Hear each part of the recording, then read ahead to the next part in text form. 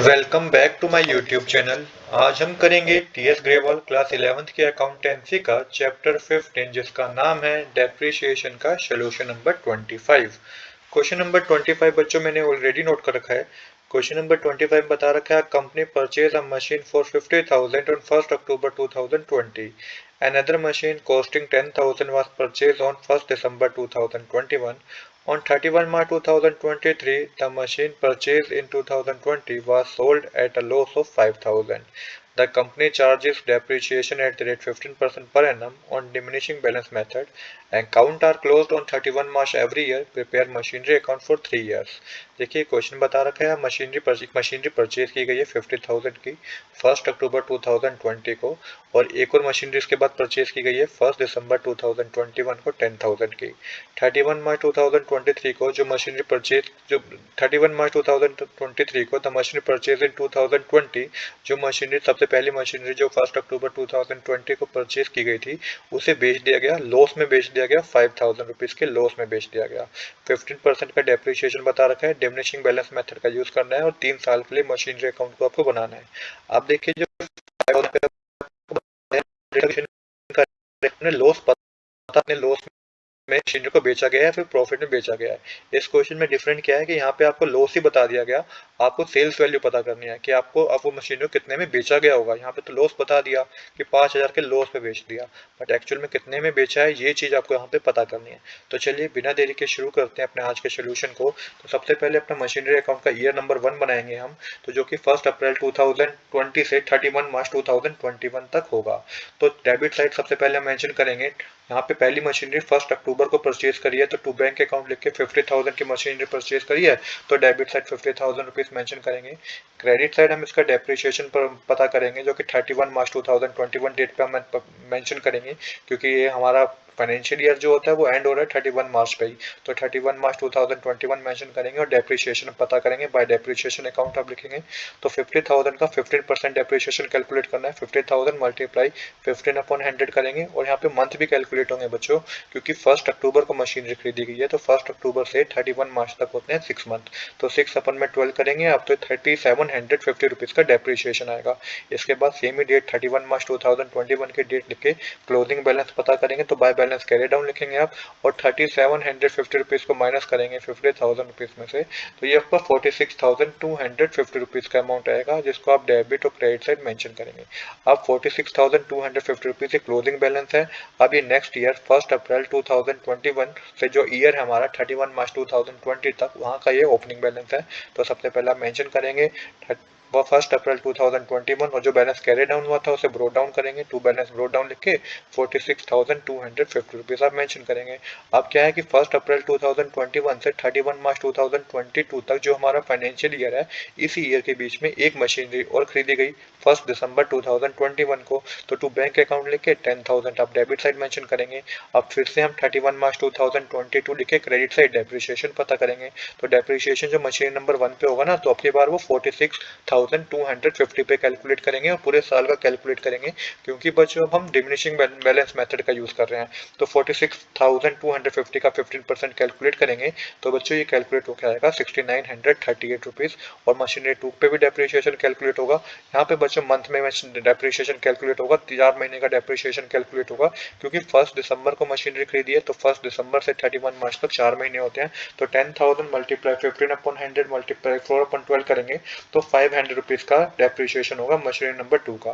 फिर 31 मार्च 2022 लिख के क्लोजिंग बैलेंस करेंगे, तो बाय बैलेंस कैरी डाउन लिखेंगे, तो मशीनरी 1 का जो क्लोजिंग बैलेंस होगा ना 6,938 रुपीज को आप माइनस करेंगे 46,250 रुपीज में से, तो ये आपका 39,312 रुपीज आएगा, और 500 रुपीज जो कि सेकंड मशीनरी का डेप्रिसिएशन है, इसको 10,000 में से माइनस करेंगे, तो 9,500 रुपीज आएगा। तो ये क्लोजिंग बैलेंस आ गया है। तो 2 ईयर्स के एंड पे जो क्लोजिंग बैलेंस है मशीन नंबर 1 का 39,312 है, और मशीन नंबर 2 का 9,500 रुपीज है। अब क्या है कि अब नेक्स्ट ईयर है हमारा, तो नेक्स्ट ईयर जो होगा हमारा 1 अप्रैल 2022 से 31 मार्च 2023 तक का जो नेक्स्ट ईयर है हमारा, उसमें ये बैलेंस जो दोनों ब्रोड डाउन हुए हैं, मतलब कि जो क्लोजिंग बैलेंस है ये नेक्स्ट ईयर के लिए ओपनिंग बैलेंस होंगे। बट नेक्स्ट ईयर में जाने से पहले थोड़ी कैलकुलेशन को समझ लेते हैं, क्योंकि अब मशीनरी को बेचा गया है। आपको क्वेश्चन में बता रखा था कि 4,000 के लॉस पे बेचा गया है, तो आपको सेल्स प्राइस पता करना है। तो देखिए यहाँ पे समझते हैं, तो जो मशीनरी नंबर 1 थी ना, उसकी अब जो क्लोजिंग वैल्यू जो आपको 2 साल के बाद निकल के आई है वो 39,312 की निकल के आई है। ये देखेंगे आप दोबारा जाके पीछे तो देखिए मशीनरी 1 को बेच दिया गया है, 39,312 रुपीज इसकी क्लोजिंग वैल्यू है। मतलब कि at the end of 2 years इसकी जो वैल्यू रह गई है वो 39,312 रुपीज रह गई है 1 अप्रैल 2022 तक। तो अब इसको बेच दिया गया है। अब इसको कब बेचा गया है? तो जो ये मशीनरी थी 39,312 रुपीज, इसको बेचा गया है at the end of financial, जो हमारा फाइनेंशियल पूरा एंड हो रहा है ना 31 मार्च 2023 को, तो उसी दिन बेचा गया, 31 मार्च 2023 को ही बेचा गया है। तो इस पे पूरे साल का फिर से डेप्रिसिएशन कैलकुलेट होगा। तो 39,312 पे 15% का डेप्रिसिएशन फिर कैलकुलेट करेंगे हम, जो कि 5,927 रुपीज आएगा। इसको राउंड ऑफ कर लीजिएगा, अगर डेसिमल में आ रहा होगा तो आपको उसको राउंड ऑफ करना होगा, जो कि 5,897 रुपीज का डेप्रिसिएशन है। अब हमें पता है बुक वैल्यू कितनी थी at the end of 2 year, 39,312 rupees की बुक वैल्यू थी। At the end of second year machinery number 1 की बुक वैल्यू 39,312 थी बच्चों, जिसमें से ये डेप्रिसिएशन माइनस करेंगे हम 5,897 रुपीज का, जो कि पूरे साल का डेप्रिसिएशन हमने कैलकुलेट किया, इसको माइनस करेंगे तो बुक वैल्यू आएगी आपके पास 33,415 रुपीज। तो ये हमारी क्या है, ये बुक वैल्यू है 33,415 रुपीज। कब तक की? 31 मार्च 2023 तक की भी ये जो बुक वैल्यू है 33,415 रुपीज थी। बट क्वेश्चन में बता रखा है कि हमने इसको 5,000 के लॉस में बेच दिया। अब अगर हमने इसको 5,000 के लॉस में बेच दिया बच्चों, तो हमने कितने में बेचा होगा? सेल प्राइस आपको पता करना है। तो 33,415 में से 5,000 माइनस कीजिएगा, क्योंकि क्वेश्चन में यही तो बता रखा है कि 5,000 के लॉस में बेचा है। तो 33,415 में से 5,000 माइनस करेंगे तो 28,415 रुपीज आएगा। तो ये इसकी सेल्स प्राइस है जो हमें पता करनी थी।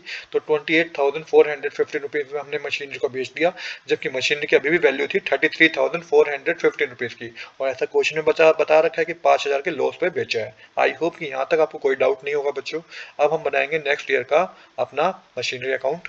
तो 1 अप्रैल 2022 मेंशन करेंगे आप डेबिट साइड, जो भी बैलेंस कैरी डाउन किया था सेकंड ईयर में वो यहाँ पे ब्रोट डाउन कर देंगे। तो मशीनरी 1 का बैलेंस था 39,312 रुपीज, मशीनरी 2 का बैलेंस था 9,500 रुपीज।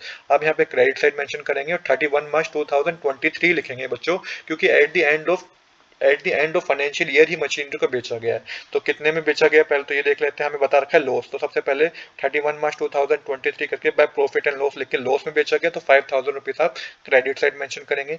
इसके बाद 31 मार्च 2023 में आप डेप्रिसिएशन में हमने कैलकुलेट किया था, मैंने आपको भी बताया था कि डेप्रिसिएशन पूरे साल का कैलकुलेट किया था, जो कि 5,897 रुपीज का था, जो कि हमने 39,312 जो मशीनरी की वैल्यू थी इस पे 15% कैलकुलेट किया था, तो 5,897 रुपीज आया था।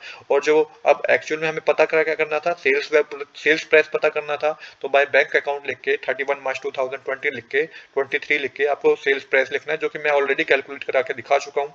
28,415 का सेल्स प्राइस है। तो यहाँ पे बच्चों मशीनरी नंबर 1 का काम हो गया है खत्म।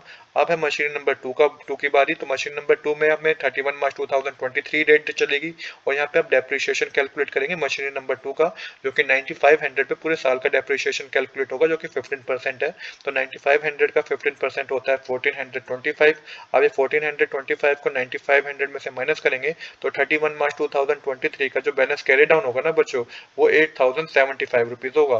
तो 8,075 रुपीज हमारा क्या है, सेकंड मशीनरी का क्लोजिंग बैलेंस है। इसको आप नेक्स्ट ईयर 1 अप्रैल 2023 करके टू बैलेंस ब्रोट डाउन करके 8,075 डेबिट साइड लिख लेंगे। तो ये हमारा क्वेश्चन कंप्लीट हो गया है। आज के लिए इतना ही। I hope you like this video. If you like this video, please do subscribe this channel. Thanks for watching.